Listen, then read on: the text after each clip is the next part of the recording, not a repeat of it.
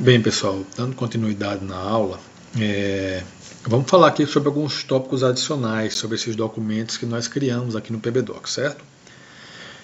Os documentos que a gente cria, geralmente eles ficam aqui na tela, na abinha de aguardando andamento, certo? Esperando uma ação nossa, tá bom? Então fica aqui aparecendo.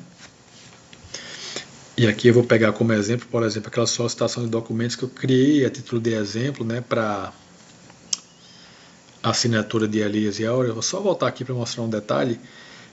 Quando está aguardando a assinatura de alguém, fica aqui pendente de assinatura, certo? Se Elias e Áurea tivessem assinado esse documento que a gente usou de teste numa das aulas, apareceria aqui, então mudaria para aguardando andamento, certo? Mas enfim, vamos entrar aqui. Independente de eles terem assinado ou não, eu queria colocar aqui algumas observações, certo? O primeiro ponto aqui é um documento que, vamos supor, eu criei esse documento aqui, né, para Elias e Áurea, e eu vi que tinha um erro, que não era o documento, ou não eram as pessoas que deviam estar assinando, então eu preciso cancelar esse documento. Então aqui no PBDoc, você acessando o documento, tem a opção de cancelar. Só você clicar aqui em cancelar e confirmar. Então, feito isso, o seu documento ele estará cancelado aqui no PBDoc, certo? Então não tem mais validade alguma no PBDoc. Outro ponto que a gente também pode se deparar com o documento é a necessidade de tramitar um documento, certo? Então, como é que eu tramito um documento? É muito simples, você acessa aqui um documento, você qualquer, certo? No PBDoc, está aqui na sua tela aguardando andamento, na sua página inicial, tem a opção tramitar aqui, ó. Clicou,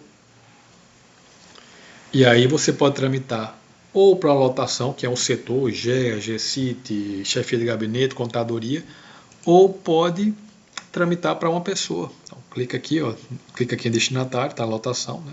Você coloca código ou nome de usuário. Então, eu queria, por exemplo, tramitar esse documento para Gilson. Então, vou aqui, digito o nome de Gilson, aliás, vamos sempre vir aqui nos 3 pontinhos, que é a melhor forma. Digita aqui o nome de Gilson, certo?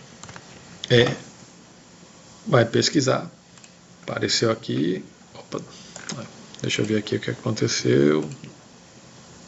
Não, cliquei de novo ali em 3 pontinhos aqui, né? Digito o nome de Gilson, perdão, volta aqui, certo? Estou naquela tela que eu estava trabalhando, digito o nome dele, clica em pesquisar, aparece aqui, ó, Gilson. E aí você vê que Gilson tem 2 perfis no PBDoc, então vamos trabalhar no perfil dele da GEA, porque o outro deve ser alguma coisa de conselho fiscal, certo? O mesmo vale para a Letácio, a situação do Letácio hoje. Ele tem um perfil como auditor e um perfil como secretário. Então, sempre que for tramitar alguma coisa para Letácio, no momento em que ele está como secretário da CGE, tem que tramitar para o perfil secretário. De que ele retornar para a auditoria, aí você tramita para o perfil de auditor dele, certo?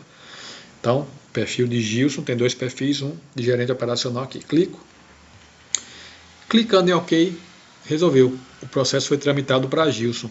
Não, queria tramitar isso para um setor, para GAT. Então você vem aqui nos 3 pontinhos, vou aqui no pesquisar, digito GAT, cliquei em pesquisar, aparece GAT, clica aqui no OK, tramitou, certo? Não vou fazer isso para o processo não ir para lá, tá bom? Mas para tramitar é bem simples essa ação, é só fazer isso. E aí é legal depois que você tramitar, muitas vezes você informar, olha, tramitei esse documento tal aqui, que tem essa numeração, certo? Copia, passa para seu colega, certo?